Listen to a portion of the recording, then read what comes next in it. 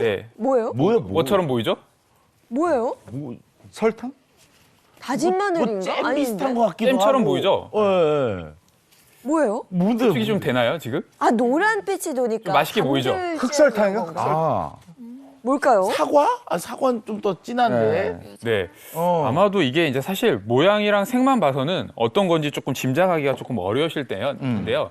이 잼의 재료는요, 바로 마늘입니다. 마늘? 아, 마늘로 잼 만들어요? 마늘잼 네. 어떻게 뭐 잼은 이렇게 단맛 나는 걸로 만드는 거 아니에요? 어.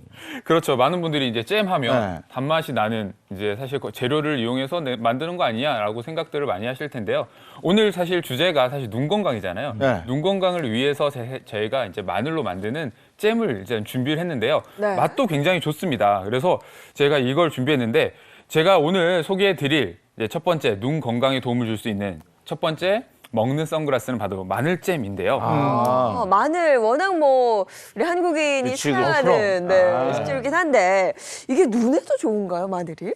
네, 눈 굉장히 좋죠. 사실 마늘 자체가 우리가 건강에 좋기 때문에 많이 사실 섭취하게 되는데요.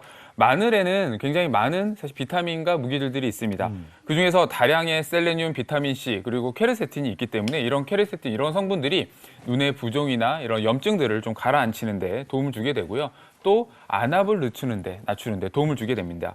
특히나 마늘은 사실 생으로 먹는 것보다는 좀 익혀서 먹는 게 좋은데 이게 60도 이상에서 가열을 하게 되면 이 아조엔이라는 성분이 나오게 되는데 이 성분이 체내의 노폐물을 배출하는 데 도움을 주게 되고요. 또 신진대사를 촉진하게 해서 이 항산화 효과를 높이는 작용을 하게 되죠. 그럼 이제 마늘잼 본격적으로 한번 만들어 볼까요? 어떻게 만들까요? 네, 제가 마늘잼을 만드는 방법을 소개해 드릴 텐데요. 굉장히 간단합니다. 간단하고요.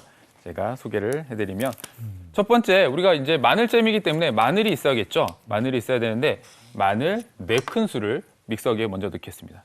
아, 좀 다진 마늘인 거죠? 네, 다진 마늘입니다. 다진 마늘 4큰술을 4큰술. 이렇게 넣어줄 거고요. 그리고 이제 조금 단맛을 내야 되니까 사과를 깎은 사과를 좀 넣을 겁니다. 깎은 사과를 넣을 거고요.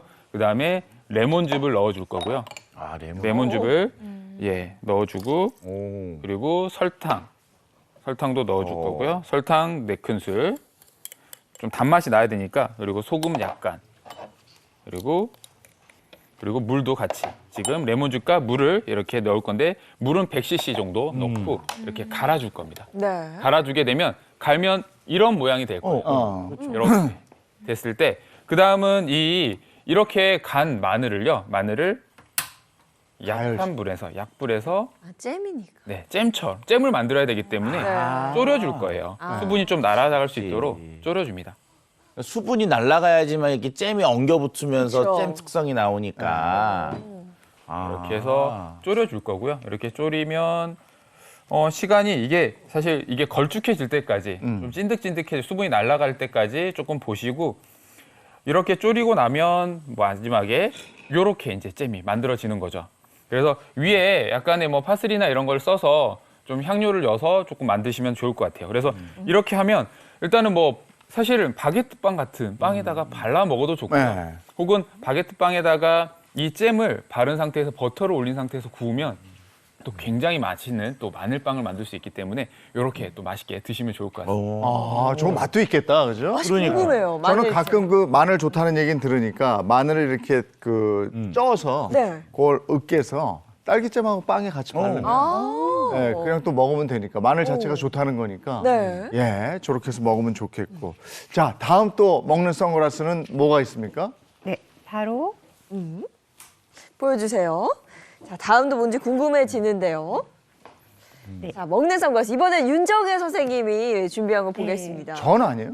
네, 네. 어떤 재료인지 혹시 사진만 보고 아실 수 있을까요? 또 밑에 깔려 있는 게 재료인가? 네, 맞습니다.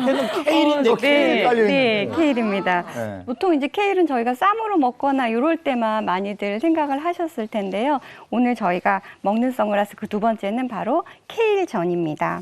케일로 전을 해요. 저건 주로 주스로 먹거나 그쵸. 쌈 싸 먹거나 이러는 건 줄 알았는데. 그렇죠. 많은 분들이 케일하면 그냥 주스로 생각하시는 경우들이 많은데요. 이렇게 전으로 챙겨 드시면 더 맛있게 그리고 건강하게 눈 건강을 지킬 수 있을 텐데요.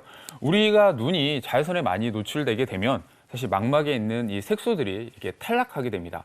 우리가 망막 중심부에는 루테인이나 지아잔틴 같은 색소들이 많이 밀집되어 있는데요. 이 색소가 자외선과 블루라이트 로부터 이 시각 세포를 좀 보호하는 역할을 하게 됩니다. 그래서 이 시각 색소가 굉장히 중요한 역할을 하는데 문제는 이런 루테인이나 지아잔틴이 우리 몸에서 자체적으로 생성되지 않기 때문에 음식으로 꼭 섭취를 해야 된다는 점이죠.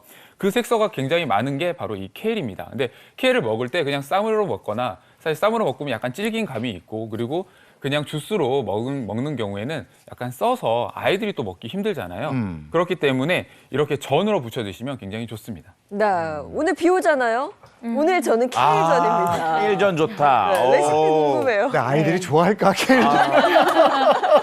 네, 근데 시도해보셔도 좋을 것 같습니다. 네. 우선 케일을 잘게 잘라서 썰고 물기를 좀 제거해 주시고요. 당근 채 썰고 뭐 기호에 따라서 청양고추 조금 준비하시고 이런 같이 전을 만드실 재료 다져서 준비하신 다음에 한꺼번에 큰 보울에 넣고 이렇게 섞어 주시게 됩니다. 밀가루와 감자 전분 같이 섞어서 약간의 점도가 생길 수 있게 준비하시고요.